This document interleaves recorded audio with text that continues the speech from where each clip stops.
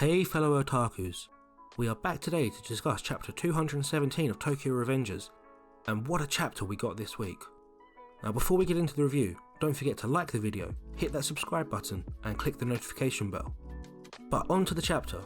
This week's chapter begins with us seeing the exact same vision that we saw towards the end of last week's chapter, the vision of a collapsed Senju in Takemichi's hands as she smiles and reminds him that he kept his promise. The scene then changes to Takemichi continuing to think about his vision whilst being called out to by Draken.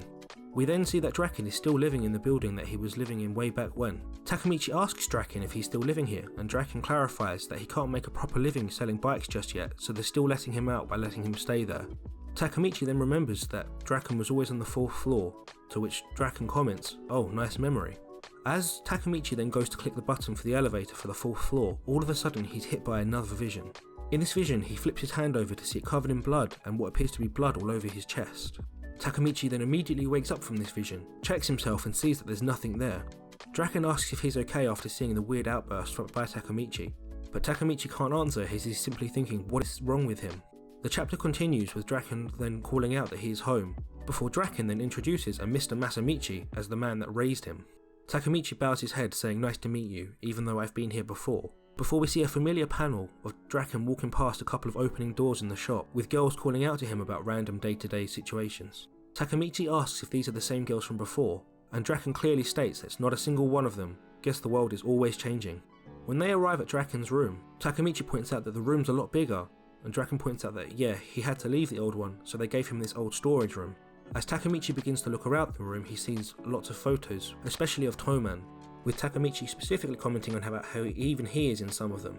Takemichi's eye is then drawn to a photo of Emma, before Draken pauses and says, "I still dream about her. You have to help Mikey," the quote that she said to him. Takemichi doesn't know how to respond, before Draken continues saying, "I need Mikey. I can't abandon him." Takemichi realises that this is why Draken joined Brahman, and Draken then asks Takemichi about what is Mikey like in the future. Takemichi takes a moment to pause here, before he answered about how Mikey looks so thin, and he looks like he's been sleeping terribly. He says he led Brahman, now a criminal organisation. He told me he couldn't suppress his black urges. Draken gets hung up on the words black urges, trying to understand what they might mean.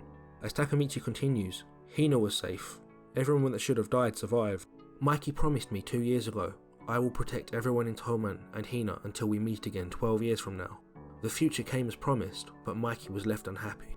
This panel has Takemichi speaking to Draken with all of the pictures from Toman's days in the background, hinting at the many people that Mikey said he would protect, and how Mikey has diligently protected those people, even at the sacrifice of his own happiness and the cost that is dealt him. Draken continues, "So it's like that. Black urges. That guy. He's been looking ahead 12 years for the past 2. So that's why Mikey pushed every one of his friends away. Scratch that. He made us despise him."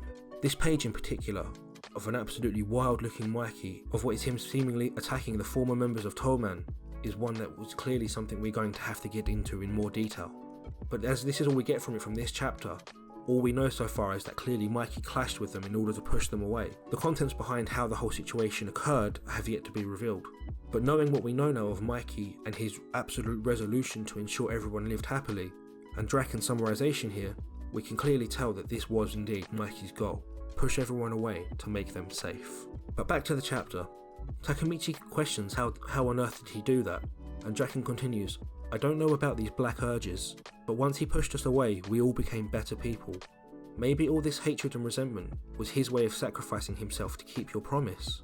This panel, by the way, of a seemingly solo Mikey walking away with only his shadow being cast behind him, showing his loneliness in his decision and his resolution to walk down that path, is just a really iconic panel. We already know that this is one of the main themes for the final arc here, Mikey's separation from everyone else in order to search for this solo path where everyone else can be happy but himself. And we all know that the arc is all about how Takemichi is trying to save him from this path. The culmination of these two diametrically opposed paths and how they will clash in order to bring out this final resolution is what we are all waiting to see. Takemichi then questions, "All for my promise?" Before a smiling Draken simply says, "That moron. He must have been convinced, Takemichi, that you were doing the right thing." We then shift scene slightly and we see Draken and Takemichi walking away again. This time Draken saying, "So that's why you joined Brahman. It ain't the same as the future, you know." And we see Takemichi thinking, "I get it. I may have already changed the past, before we see Draken turn around to confirm to Takemichi, "We don't know what'll come from now, so are you prepared? We're going to bring back Mikey," to which a truly resolute and possibly the most mature we've ever seen him looking Takemichi simply says, "Let's go," in a really badass pose that is only let down by the interesting cultural diagrams on the side of the panel. All of a sudden, Takemichi shouts out, "Ah," before we see one of the girls from the shop saying, "Ah, I'm sorry." The girl has apparently spilt tomato juice all over Takemichi, in the exact same place that he saw from his vision of what he thought was originally blood. Draken calls out, "Haha, that time of the month, Takemichi," whilst the girl from the shop says it should come out in the wash. And as Takemichi goes to respond saying, "Come on," all of a sudden he pauses going, "It looks like blood." And he turns his hand over to look at it in the exact same way as he saw in his vision. Takemichi then realises, this is the vision I had before we get this amazing last page of Takemichi staring at his hand, saying, "Does this mean I can see the future?" The tagline for this chapter is, "Draken's deep feelings to reclaim the old Mikey, and Takemichi has a new ability?" What a chapter! From the revelations of Takemichi's new ability truly beginning to show themselves in depth in this chapter, with him immediately seeing a resolution to one of the visions he'd just seen, to the information Draken provides about Mikey and how he came back to deliberately cut everyone out of his life. And now we're so aware of how those two different paths that both Mikey and Takemichi are on are going to have to cross at some point.